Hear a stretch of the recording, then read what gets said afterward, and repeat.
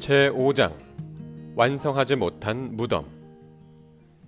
미켈란젤로가 교황인 율리오 2세의 부름을 받고 로마에 간 것은 1505년 3월의 어느 날이었다. 율리오 2세는 1503년에 교황이 되었다. 그는 교황의 권력이 약해지기 시작하는 시대에 교황의 권위를 높이고 권력을 강화하는 데 힘을 쏟았다. 율리오 2세는 때에 따라 필요하면 직접 갑옷을 입고 전투에 나섰다. 1506년에는 페루자와 볼로냐를 교황령으로 두었고 몇 년 뒤에는 이탈리아를 침략한 프랑스군을 내쫓았다.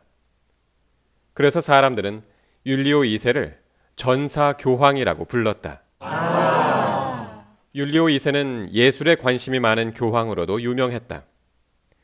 뒷날 학자들이 전성기 르네상스를 출범시킨 인물이라고 평가할 정도였다. 율리오 2세는 이름난 건축가인 도나토 브라만테를 불러 벽이 기울어진 산 피에르토 대성당을 다시 짓도록 했다. 또 유명한 젊은 화가인 라파엘로도 불러 교황궁의 집무실을 장식하게 했다. 율리오 2세가 미켈란젤로를 부른 것도 화려한 조각작품을 만들어 교황의 권위를 높이기 위해서였다. 율리오 2세는 교황의 집무실을 찾은 미켈란젤로를 반갑게 맞이했다. 어서 오게. 먼 길을 오느라 수고했네. 내가 자네를 부른 것은 긴히 부탁할 일이 있어서야. 내가 묻힐 무덤을 장식할 조각품을 만들어주지 않겠나? 자네 명성은 익히 들어 알고 있다네. 자네라면 아주 훌륭하게 잘 만들 수 있을 거야. 미켈란젤로는 율리오 2세의 부탁을 받고 깜짝 놀랐다. 교황의 무덤을 화려하게 장식할 조각품을 만들어 달라니 예상치 못한 주문이었다. 교황의 무덤이라면 후세의 길이 남을 기념물이 될 수 있어. 나한테 이런 대단한 작업을 할 수 있는 기회가 주어지다니. 미켈란젤로는 기쁜 표정을 지으며 말했다. 일을 맡겨주셔서 영광입니다. 열심히 해보겠습니다. 고맙네. 나는 내 무덤을 웅장하고 화려하게 꾸미고 싶어. 역사에 남을 기념비적인 무덤이 되었으면 해. 따라서 공사에 쓰일 대리석은 최고급품을 사용하게. 비용은 얼마든지 대줄 테니. 잘 알겠습니다. 공사에 들어가기 전에 먼저 설계도를 보여드리겠습니다. 무덤을 어떻게 꾸밀 것인지를 미리 보여드리지요. 좋아. 알아서 하라고. 나는 자네만 믿겠네. 미켈란젤로는 율리오 2세의 집무실을 나와 무덤을 어떻게 꾸밀지 설계를 시작했다. 무덤은 사면으로 짜고 두 옆면의 길이는 10.5m, 앞면과 뒷면의 길이는 7m로 직사각형 모양으로 해야지. 바깥벽에는 조각상을 각각 하나씩 놓아야겠군. 머리 조각이나 상반신을 조각한 돌기둥도 얻는 거야. 그리고 다른 조각상들은 포로처럼 묶어놓은 모양으로 해야지. 전체적으로 조각상 40개를 만들고 교황님의 업적을 주제로 한 청동 조각도 함께 만드는 거야. 그리고 또 미켈란젤로는 여러 날 동안 교황의 무덤을 무슨 조각품으로 채울지 궁리를 거듭했다. 그렇게 해서 마련한 설계도를 들고 미켈란젤로는 다시 율리오 2세를 만났다.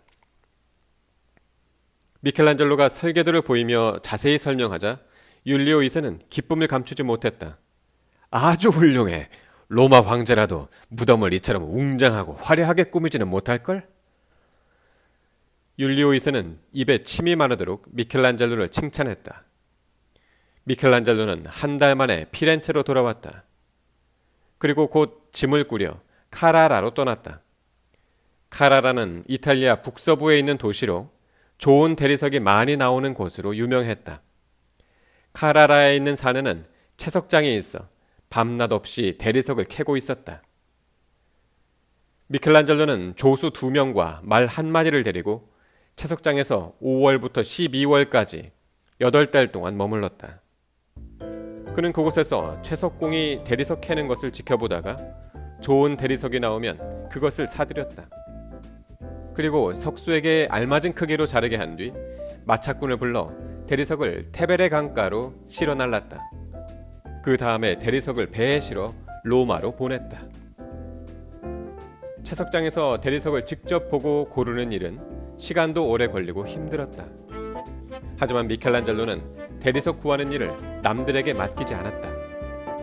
위대한 작품을 낳으려면 먼저 자기 마음에 드는 대리석을 찾아내는 것이 중요하다고 여겼기 때문이다. 8달 동안 흰 돌가루를 마시며 지낸 미켈란젤로는 카라라를 떠나 로마로 갔다. 로마의 산 피에트로 광장에는 그가 실어보낸 대리석들이 산더미처럼 쌓여 있었다. 미켈란젤로는 율리오 2세의 무덤을 만들기 위해 산 피에트로 광장 옆에 산타 카테리나 성당 뒤쪽에 임시 작업장을 마련했다. 그러고는 피렌체 출신의 석수들을 불러 모아 작업을 시작했다. 미켈란젤로는 카라라로 떠나기 전에 교황 측으로부터 공사에 들어가는 비용에서 일부를 먼저 받았다. 하지만 그 돈은 카라라에서 대리석을 사들이느라 금방 바닥이 나고 말았다. 석수들을 부리거나 대리석을 로마로 옮기는 비용은 그의 호주머니를 털어 해결해야 했다. 앞으로 공사를 진행하려면 지금보다 더 많은 돈이 필요하겠지? 교황님께 돈을 좀 더 내달라고 부탁드려야겠다. 미켈란젤로가 율리오 2세를 만나려고 할 때 교황 측으로부터 연락이 왔다. 율리오 2세가 자신이 살아있을 때 무덤을 만드는 것이 불길하다고 여겨 공사 중단을 지시했다는 것이다. 미켈란젤로는 당황했다. 공사 준비를 하느라 엄청나게 고생했는데 이제 와서 공사를 그만두라고 하면 어떡해? 공사비가 모자라 내 돈까지 썼는데. 율리오 2세가 갑자기 공사 중단을 결정한 것은 산 피에트로 대성당을 고치는데 온 힘을 쏟던 건축가 브라만테 때문이었다. 그는 율리오 2세가 미켈란젤로에게 무덤 만드는 일을 맡겼다는 소식을 듣자 이렇게 투덜거렸다. 앞으로 산 피에트로 대성당을 다시 지으려면 돈이 많이 필요할 텐데 엉뚱한 일에 돈을 낭비했어야 되겠어? 브라만테는 무덤 공사를 중단시키려고 율리오 2세를 찾아갔다. 교황님, 미켈란젤로가 카라라에서 가져온 대리석이 얼마나 많은지 아십니까? 이런 말씀 드리기 송구스럽습니다만 교황님이 살아계실 때 교황님의 무덤을 만드는 것은 불행을 부르는 일입니다. 그 일을 꼭 중단시키십시오. 율리오 2세는 브라만테가 하는 말이 옳다고 생각했다. 그래서 미켈란젤로에게 공사 중단을 지시했던 것이다. 미켈란젤로는 자기가 쓴 돈을 돌려받으려고 율리오 2세의 집무실을 찾아갔다. 교황님을 뵈러 왔습니다. 돌아가십시오. 교황님께서는 아무도 들여보내지 말라고 하셨습니다. 미켈란젤로는 그 뒤에도 여러 번 율리오 2세를 찾아갔다. 그때마다 율리오 2세는 미켈란젤로를 만나주지 않았고 그가 쓴 돈도 돌려주지 않았다. 화가 난 미켈란젤로는 율리오 2세에게 이런 편지를 써 보내고 피렌체로 떠나버렸다. 교황님, 저를 만나주시지도 않고 돌아가라며 내쫓기까지 하시다니요. 저는 이제 로마를 떠나겠습니다. 앞으로 저를 찾지 마십시오. 율리오 2세는 미켈란젤로의 편지를 읽고 화가 나서 소리쳤다. 감히 내 허락도 없이 제 멋대로 가버려? 빨리 가서 미켈란젤로를 잡아오너라.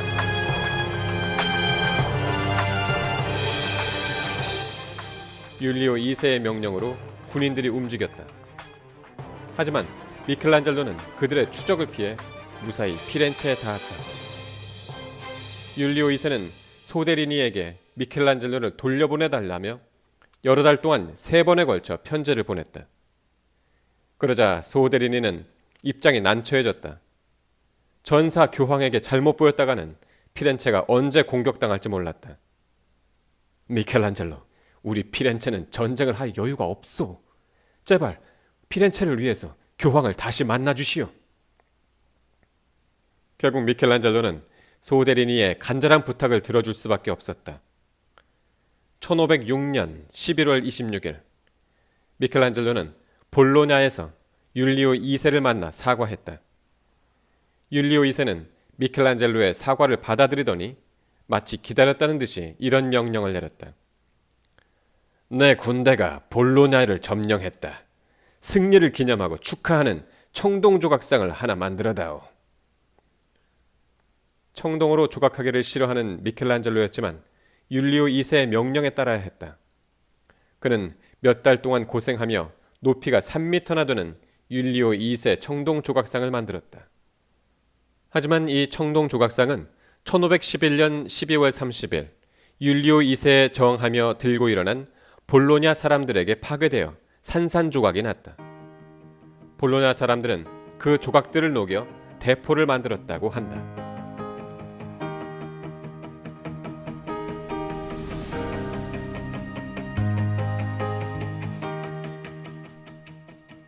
제6장 그림으로 거듭나다. 1508년 4월 율리오 2세가 미켈란젤로를 다시 불렀다. 율리오 2세는 미켈란젤로에게 시스티나 성당의 천장화를 그리도록 할 생각이었다. 시스티나 성당은 교황이 사는 바티칸 궁전에 있는 성당으로 교황 전용 예배당이었다. 그뿐만 아니라 추기경들이 모여 새 교황을 뽑는 곳이기도 했다. 시스티나 성당은 벽이나 천장이 화가들의 그림으로 장식되어 있었다. 미켈란젤로의 스승인 기를란다요도 이곳에 그림을 그렸고 피렌체의 거장인 보티첼리와 페루지노도 이곳에 그림을 그렸다. 시스티나 성당의 천장은 하늘에 가득한 별들을 보여주기 위해 푸른 바탕에 황금빛 별무늬로 장식되어 있었다. 율리오 2세는 바로 이 천장에 만족스럽지 않았다. 좀 더 화려한 모습으로 바꾸고 싶었다. 천장에 멋진 그림을 그려 넣어야겠어. 누구한테 맡기는 게 좋을까? 율리오 2세는 혼자 고민하다가 건축가 브라만테를 집무실로 불렀다. 시스티나 성당 천장화를 새로 그려야겠는데 누구한테 맡기는 게 좋겠나? 라파엘로가 적임자이긴 하지만 지금 내 집무실에 벽화를 그리고 있으니 맡길 수가 없고. 교황님, 고민하실 것 없습니다. 미켈란젤로가 있지 않습니까? 브라만테가 미켈란젤로를 추천하자 율리오 2세는 얼굴을 찡그렸다. 미켈란젤로는 화가라기보다 조각가 아닌가? 하루 이틀 걸리는 일도 아닌데 그 많은 그림을 잘 그릴 수 있을까? 걱정하지 마십시오. 미켈란젤로는 그림도 잘 그립니다. 믿고 맡길만 합니다. 더욱이 지난해에 교황님께 잘못한 일도 있어서 최선을 다해 일할 것입니다. 그런가? 그렇다면 미켈란젤로에게 시스티나 성당 천장화를 그리게 해야겠군 그래. 브라만테가 미켈란젤로를 적극 추천한 것은 다음과 같은 이유 때문일 것이라는 추측이 전해진다. 브라만테는 미켈란젤로가 율리오 2세의 무덤 작업을 맡았을 때부터 그를 질투하고 미워했다. 천장화를 그리는 것이 얼마나 힘들고 어려운 일인지 잘 알았던 그는 자기가 미워하는 미켈란젤로에게 천장화 작업을 맡기라고 율리오 2세에게 청했던 것이다. 율리오 2세가 미켈란젤로에게 말했다. 자네가 또 나를 위해 수고 좀 해주어야겠어. 시스티나 성당의 천장화를 그려주게나. 율리오 2세의 말에 미켈란젤로는 놀라서 눈이 휘둥그레졌다. 제가요? 그건 따르기 어렵습니다. 저는 그림을 그린 경험이 많지 않습니다. 미켈란젤로가 거절의 뜻을 밝히자 율리오 2세는 기분 나쁘다는 듯 목소리를 높였다. 내 앞에서 그런 말 하지 말게. 나는 천장화를 그려줄 화가로 자네를 선택했고 자네는 군말 없이 내 뜻을 따르기만 하면 돼. 알겠는가? 미켈란젤로는 할 말을 잃었다. 교황의 뜻은 무슨 일이 있어도 반드시 지켜야 할 명령이었다.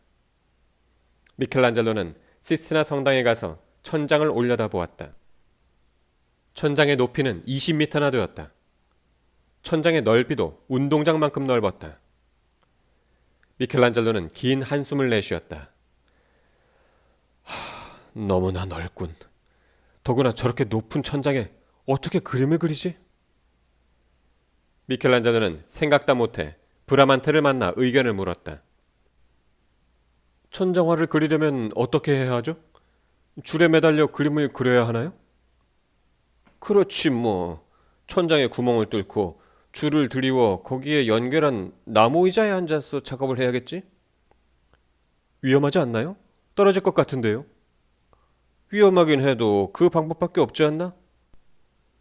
그럼 그림 작업을 끝낸 뒤 천장 구멍은 어떻게 메우는 거죠? 그건 생각해보지 않았어. 그 문제는 그때 가서 해결해야겠지. 아주 성의 없는 대답이었다. 미켈란젤로는 브라만테를 노려보았다. 뭐 이런 사람이 다 있어? 지혜도 없고 성의도 없으니 이 사람은 나를 좋아하지 않나 봐.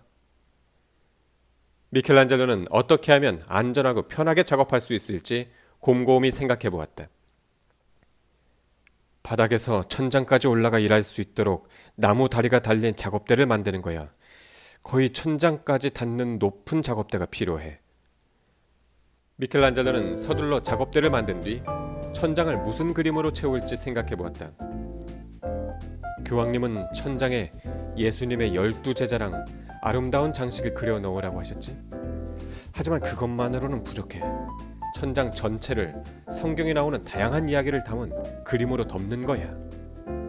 미켈란젤로는 율리오 2세를 만나 자신이 생각한 계획을 밝혔다.